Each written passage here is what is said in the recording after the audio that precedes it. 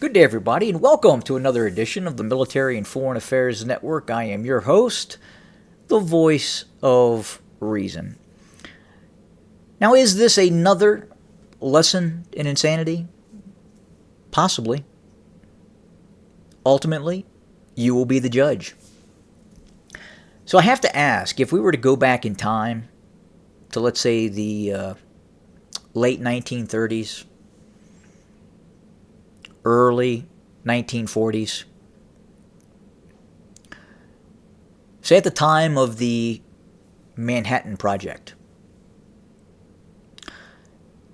if the current political environment was in place, especially centered on diversity, equity, and inclusion, if we were to take these diversity, equity, and inclusion policies and transfer them back in time to an era when the United States was attempting to develop its first nuclear capability. With these diversity and equity and inclusion policies, would the United States have ever invented the atomic bomb? Would that have happened? We are seeing in our modern former places of higher learning, of education, those places have transitioned into indoctrination centers. In some places, physics, the study of physics, higher levels of mathematics are considered technologies of the colonizer.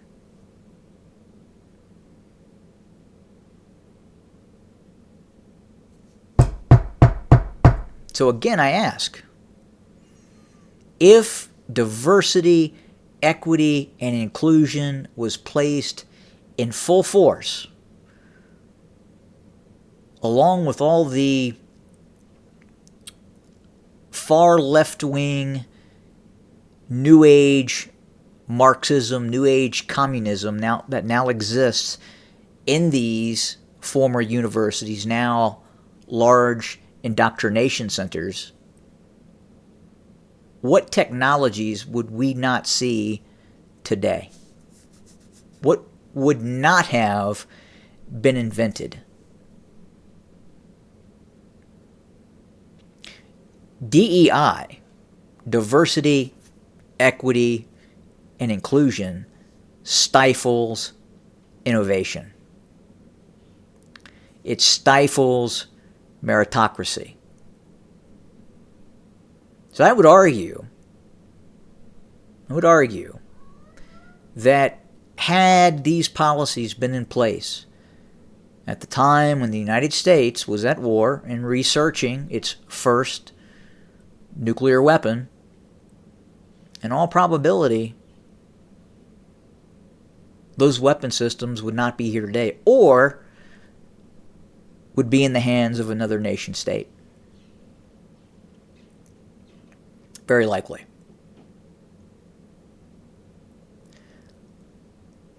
In many places formerly known as colleges and universities, we are now seeing regression. We are not seeing progress.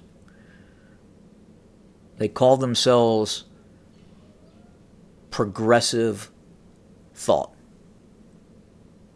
That is not what we're seeing. We are seeing insanity take shape in these places. We are seeing ideologies much like the transvestite movement, which is now taking aim at your children. They are attempting to popularize this very extreme ideology.